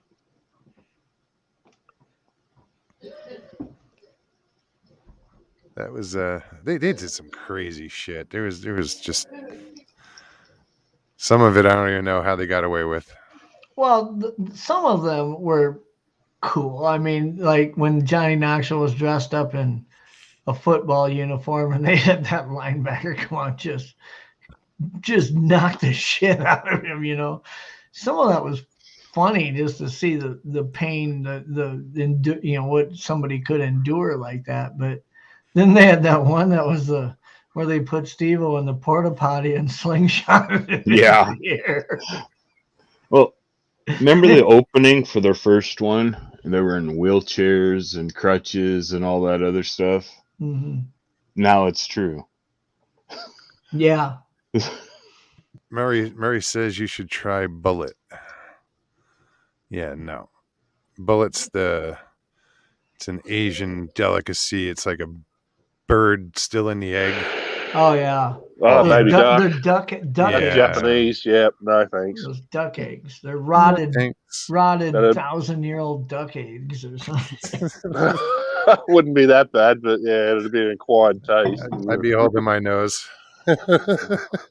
I used to watch a YouTube channel. I think they had so many of their videos banned by YouTube that they moved to a website. But it was some brothers from Kentucky, and they would do eating challenges all the time. And one of them was they ordered those bullet eggs. They ordered like 2 cases of them, and they'd open it up, and they were wrapped in cellophane or some type of a wrap, and like 3 out of 4 of them they'd pick up were leaking and dripping, and the smell like threw them off. And you see that, you think, who would choose to order that at a restaurant? I mean, I don't get it. Derek McManus says Dirty Sanchez was the UK version of the show. It was rough. I wonder if that's online somewhere. I've never heard of that show. I wonder if the Dirty Sanchez, there were those 2 blokes that used to do all sorts of weird shit to each other. Maybe. Dirty Sanchez is something different here. Yeah. Like Cleveland Steamer. Is that what you're talking about, Moggs? Is that where we're going? Not saying a word. Oh, the old rusty trombone. Leslie says Les Stroud ate a bird from the egg and it was bad. No doubt. I think somebody did that on Alone also. They found a seagull egg or something on the shore that was abandoned, and they thought, well, I'll try to eat it, and it was freaking rotten or some shit. Yeah, there's nothing worse than cracking open a bad egg. Used to happen a lot when I was a kid. Not so much anymore.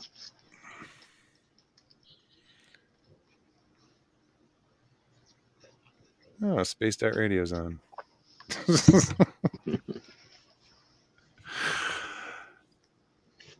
Cryptids Canada says doing nasty thing.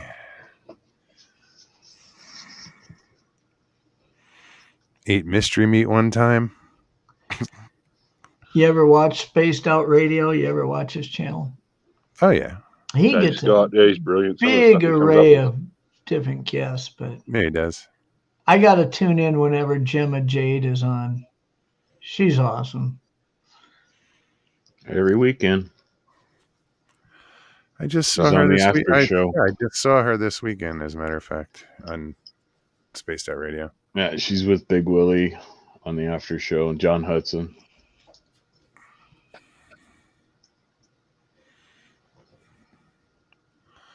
She does some amazing live reads as well, eh?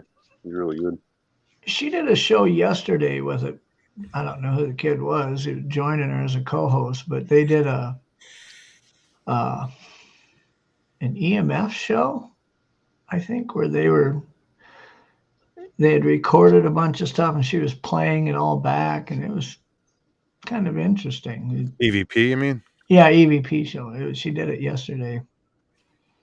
Yeah, I think it was called EVP'd my pants. Yeah, that's what it was. I EVP'd my pants. That's right, yeah.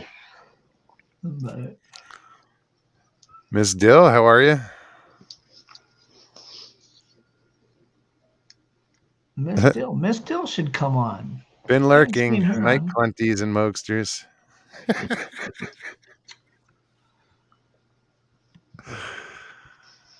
Well, actually, we're at the 2-hour mark. I don't think we're going to hang much. I don't think this is going to sink any lower than it has. Yeah, thanks to you, Jim. I think we fit rock bottom. Now we're just kind of crabbing sideways. I haven't heard that before. That's good. Well, 6 days from tonight, we'll have the Valentine Day Clunt special on. I'll probably make a promo for it tomorrow and throw up the thumbnail. Right on. But you should get that picture for I'm Mike. Looking forward to that. That should be fun. Hopefully everybody gets on the same page and we can goof on this.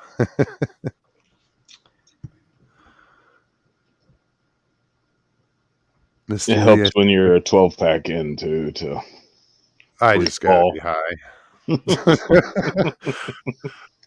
I don't drink, so I don't know what Jerky's talking about when he said, I apologize. I asked about the cast track. I don't know what he's talking about there. Oh, Janky? Yeah, Janky. He said, I apologize. I asked about that. I didn't know he asked about a cast track. I don't know what cast track he's talking about. One you might have found out where you were or something? Re-ask it. Anywhere you are? I don't know. I'm not familiar with what he's talking about because I've never casted a track in that area at all. I mean, I don't know what that's referring to. Derek says the clunt stream, we need to spread it around the interwebs for sure. Ben T, what's up? Ben T says, clean your Sanchez.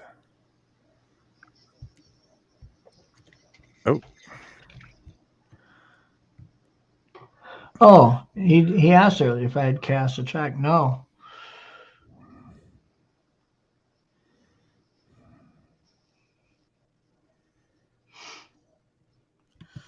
What is this? Mogia Monster wasn't there. A chef or someone on History Channel years ago.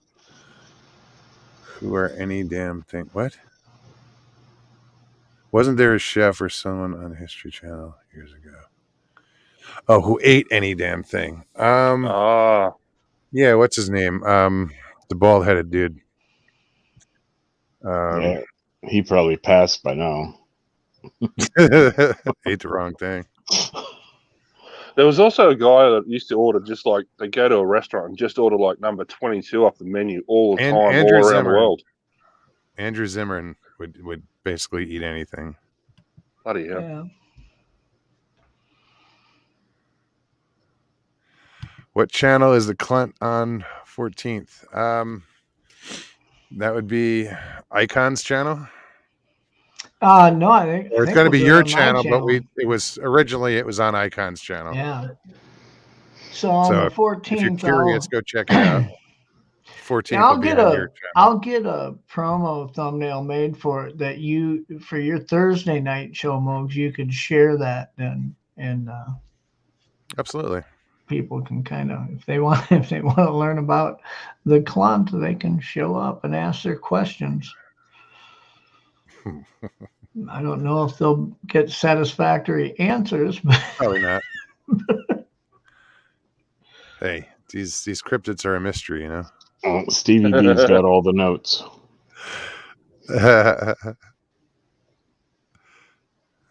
Pictures and yeah, it should be fun. Well, I look forward to it. You guys have a good rest of your week, and you too, Jeff. We'll talk to you guys later. It's nice seeing you, Scotty and Lester. Look forward Jeff, having you on the panel. And Rhonda, I think so. Icon was on tonight, so he knows about it, and I can get him. An invite for it. But anybody else you guys think you want to include on the panel, just let me know, and I'll shoot them invites. Get Derek in there. Derek McManus. Yeah, we'll get Derek on there. Who else was in there? Jen. We need to get Jen. Yeah. All right, guys. Jeff, thank you. You bet. Appreciate you guys take care. Thanks, Jeff. I'll be around Thursday. Oh, you too, numbskulls. Thanks for having us on, Moggs. It's been great, mate, as always. Man. Of course. Thanks for coming out and hanging out. Thank you so much. It's been awesome being in your company, as always. My pleasure. Well, I can't kiss ass that good. You can at least try. I was getting uncomfortable sitting here. And so you should be. Wet butthole. All right. Well, we'll have to hook up before the 14th and go over some notes for this clunt. Definitely expose. We can do one behind the scenes here. And yeah, we'll have to do that soon, though. Just not tonight. Yeah. All right, Scotty. It was good to see you. Thank you again, too, man. Moggsy. Thank you so much, mate. Appreciate it, as always. Thank you. My pleasure. I'll see you soon. Look after yourself. Good night. Lester, thank you so much. Thank you, sir. Anytime you're welcome. So door's always open. Thank you. All right, dude. Yeah, and like I said, we'll all get together and we'll figure something out for that show. I got to find a name. It'll be revealing. All right, dude. Thank you very much. I'll talk to you soon. Have a good one. You too. Well, guys, that was a good show. thanks everybody for coming out and hanging out, and everybody in chat for putting up with us. You're brave, really. But I hope you enjoyed it. If you did enjoy it, please hit that like button down below. If you're new to the channel, subscribe and hit that notification button so you get notified every time that we're going to go on live. Yeah, everybody that participated, thank you so much. Scotty, I see you back there. Hang out for a minute.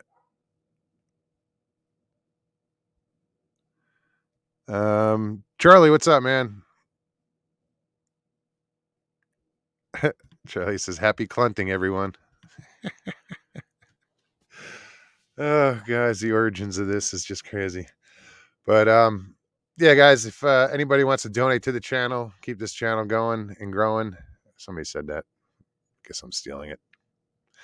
You can find the PayPal link in the description or the about on my page, also in the banner in the lower right hand corner, of the banner on my page, and I'll put it in the description below. Appreciate it. All right, guys, I will see you Thursday. Have an amazing night. Thank you again. Peace and God bless, everyone.